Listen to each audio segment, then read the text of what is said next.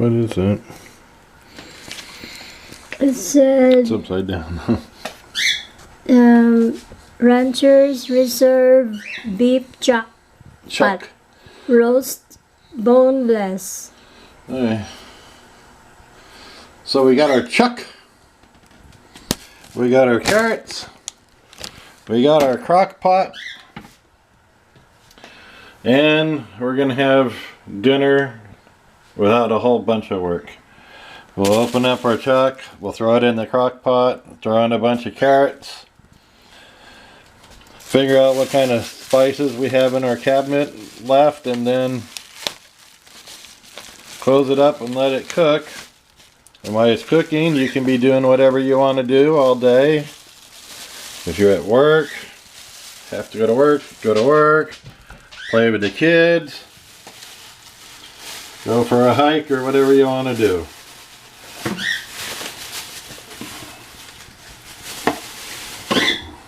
Okay, so chuck's in there. Spices, we're going to try a little garlic pepper. With roast, garlic's always good. Can't go wrong with pepper. A smidge of oregano. A couple drops of kitchen bouquet. It's a browning seasoning and a seasoning sauce. I'm not going to use it for the brownings. I'm not going to brown. I'm just cooking it all straight in the crock pot. Some people will take a chuck roast like this, put a little of the kitchen bouquet in a pan, and brown the outside. You know, get the pan hot and throw it in so it scalds it, flashes it, whatever. Supposedly locks in the juices. I think if I leave it open, it can suck in the juices, so we're just going to do it that way. And of course, some salt. And then someplace later on this afternoon, I might take a little taste and see what's happening and throw in something. Sometimes I cheat and throw in just a little bit of Mrs. Butterworth. Oh, you used to make molasses? You used to put molasses on it. Yeah, got molasses. Do you still have molasses? Yeah, don't want to use too much of that either. That's like kitchen bouquet. Those are very strong. Oh. Very, very, very strong. That's why I've started finding out that if you use a little bit of Mrs. Butterworth syrup for pancakes, you can get a little bit of sweetness from it, but not overpowering. Molasses is actually a byproduct of making syrup. It's really strong. So it's just you do things to your taste. Season to taste. Season to taste. That's it. And if you mess up, you can always add some more or something to it at some point. Oh, that's quite a lot. You see how fat that roast is? Oh, yeah. That roast is like this thick. It's going to have hours to cook.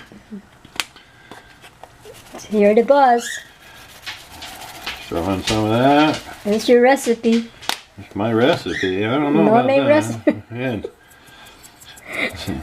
Just like my grandmother. Right. No name It's recipes. like, how does this come out? Okay, I think that's like 7 pinches. Okay. And then here's the tricky part. This stuff is...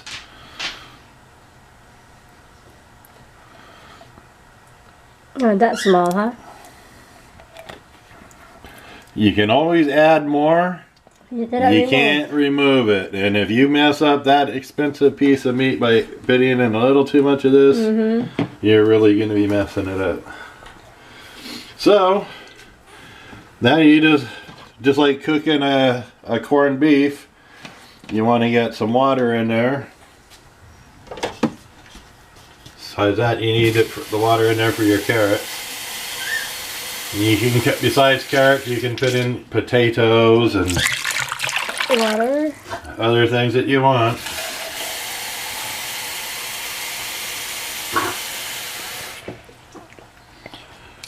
Remember, all cooking is a science experiment of the taste buds. You mess with some of the seasonings and stuff that you have in your house until it tastes good to you. And then over time, people, by practicing and changing and switching things up, they come up with recipes that they really like. And those are the ones that become popular. Passed down from generation to generation in families. Okay, so we've added those spices. For now, we're gonna have to work on our carrots. And listen back. But before we start on our carrots, we might as well start heating up our water. Well, okay, somebody cheated. My assistant didn't plug it in for me. Sorry. Okay. Oh, I'm exhausted now. It's a lot of work to get a meal started. It's on. Okay, so we'll get back to you after we mess with some carrots. Put the lid on. Yeah. There you go. There you go. Work in progress. There you go. There you go. I know that person from Gold Rush. Viking. There you go. Whatever his name is. The Viking. Yeah, the biting guy. Tony Dietz. Tony. There you go. He doesn't say it like that. Now just turned it into a sissy Viking. Think you'd be mad about that.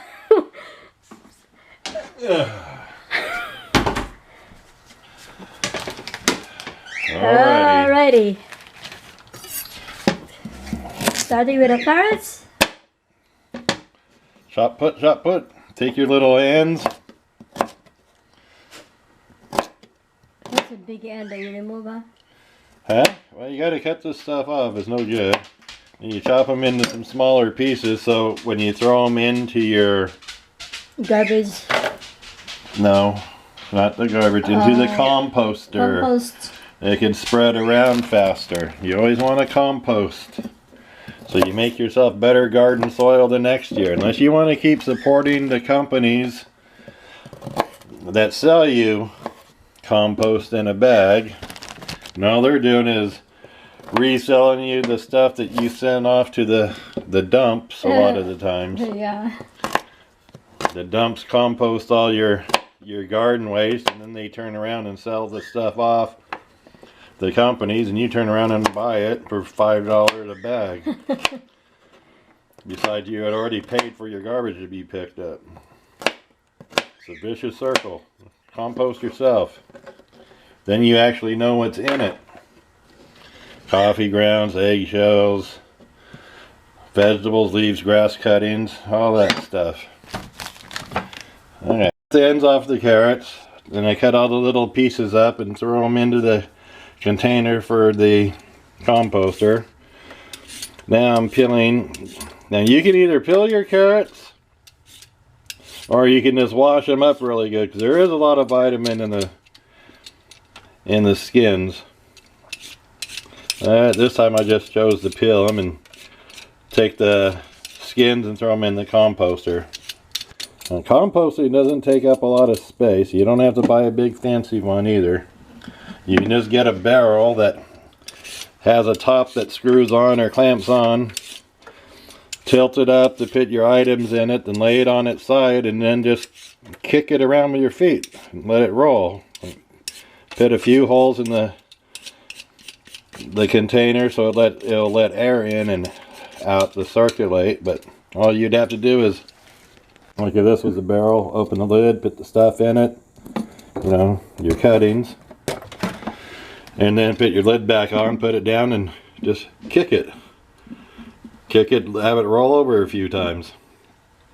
Like I said, you don't have to buy a big fancy composter.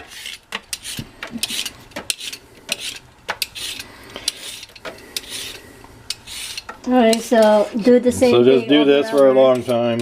Since we have a lot of here, so we don't want to show all of it. Yeah, just do that until you get as many as you want, and then you take your knife.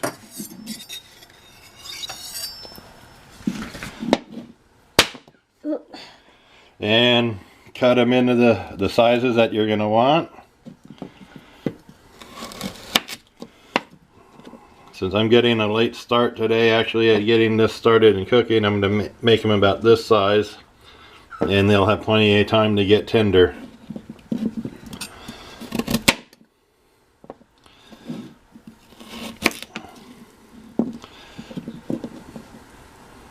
That one I don't even have to cut. But you get the idea. Do this, and if you want potato, cube your potato and put that in the crock pot too. Alrighty. And so like the plan. Enjoy after it's all cooked.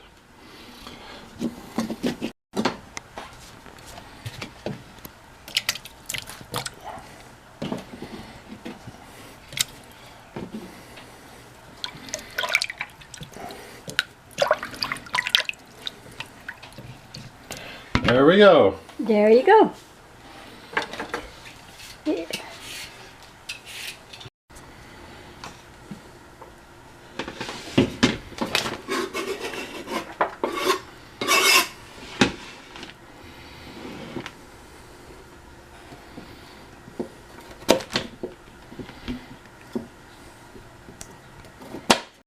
You can add a few more carrots. Now remember with carrots, when you pull them out, how big is the serving container you're going to be using? If you're going to be using a small serving container, you're not going to want carrots this long. So you want to just cut them to whatever size works. Like this. This is fat, so this is cut in half this way. This I'll just leave full, but it'll be small enough for the bowl that we're using. We're going to be using an oblong dish, so carrots 6-7 inches long are fine for us. But keep that in mind when you're prepping your carrots, and you'll save yourself a mess. Yeah. Okay. As you can tell, we love carrots. I eat a lot of carrots because can't hurt.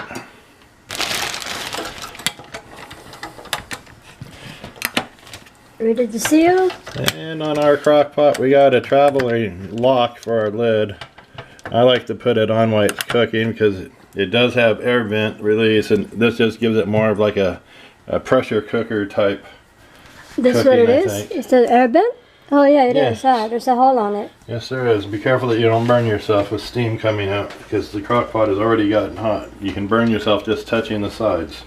Okay, so how many hours of cooking this one is? Well, It all depends. Maybe 8 hours, 6, 8. yeah, something like that. I mean, What I used to do is I would put this together really quick, spend about 15-20 minutes in the morning slapping it together, and then I'd go to work. Then when I come home, I would turn it I'd have it on high all day, and when I got home from work, I would turn it on low and let it season and simmer until we're ready to eat. But I got a late start today, so Yeah. like Sunday. It's Sunday. It's Sunday. This is low temperature. Low temperature No, is it's on high. high. It's on high temperature for like minimum of 5 hours. Yeah, we'll check it. Being that it's a chuck when he gets tender starts to fall apart. So we'll check and see. When he starts to fall apart, then he'll be done. Already, so we'll be back in a few hours.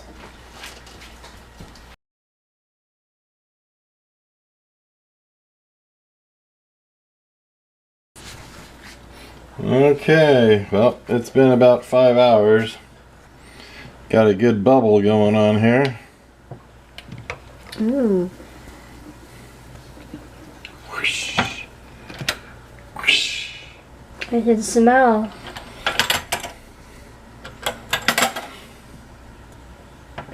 What? Nothing. I was gonna crack a joke. I decided it was best not to.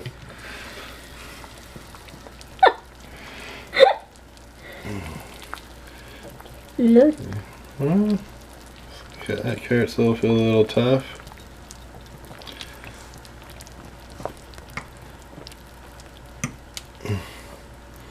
Meat still.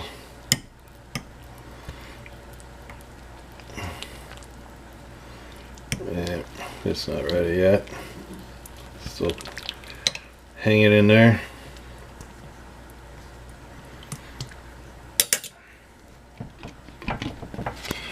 Alrighty. Well,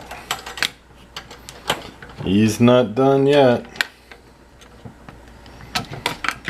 How tough it felt. It's gonna be a couple more hours. That's why it's always best to do this before you go to work, so it has all day to cook. Yeah.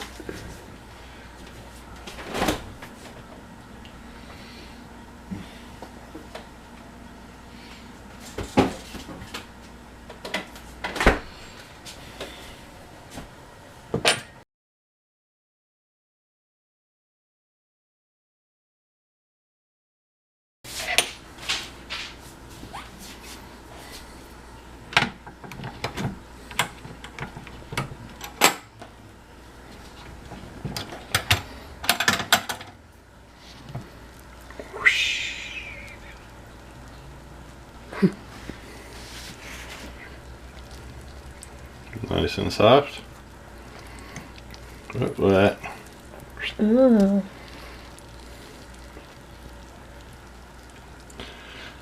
I would say that it's probably done. Yeah.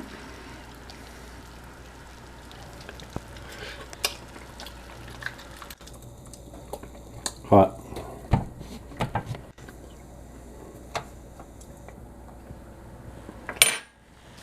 Soft. Bada bing, bada bang. That's it. Time to chow chow.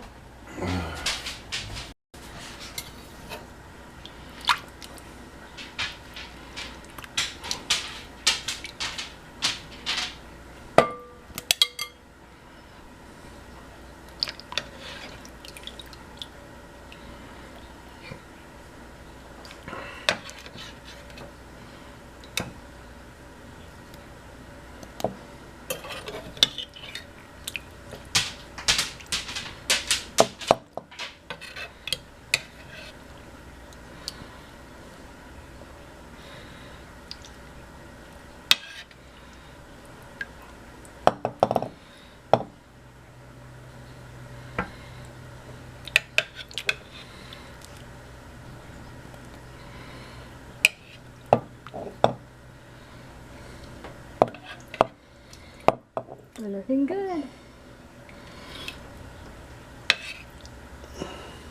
Looking like an orange root.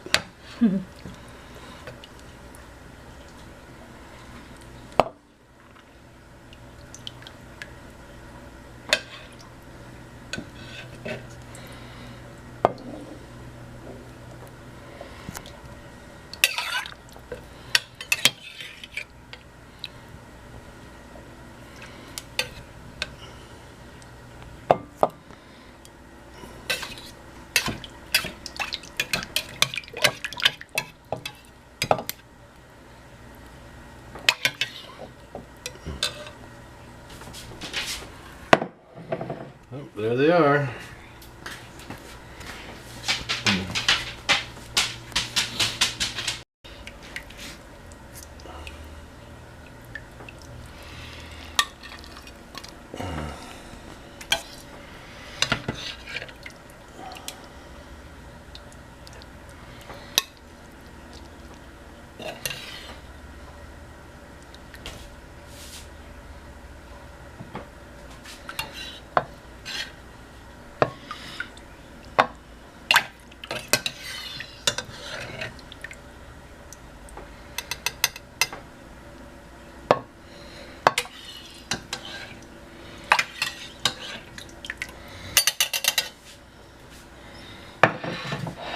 Oh, there it is.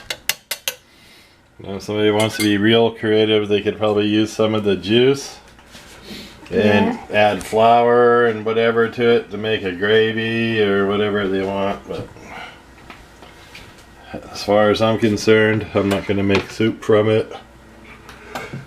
I'm not going to make a gravy.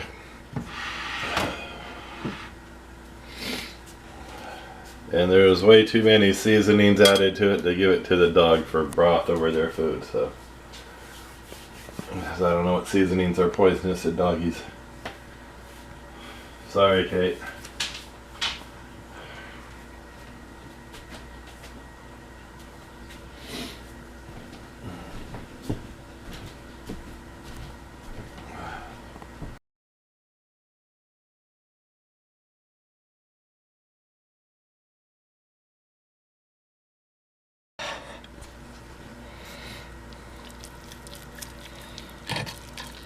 I should have pulled it out a little sooner.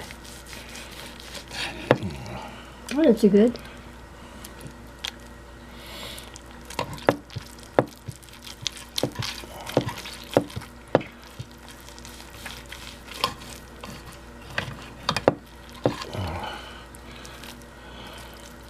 Either my knife's dull or this meat is going to be tough.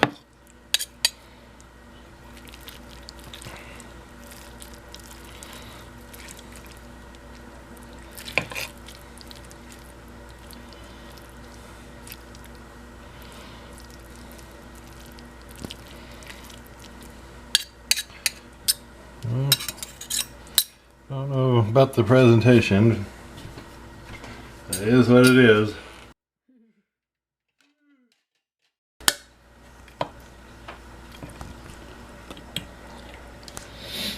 It's plugging up the lens.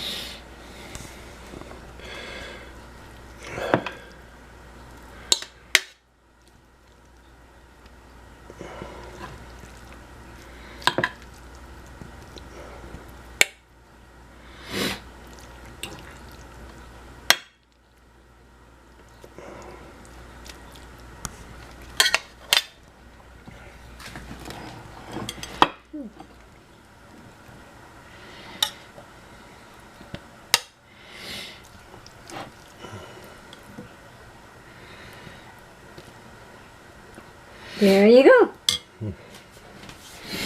What does it start?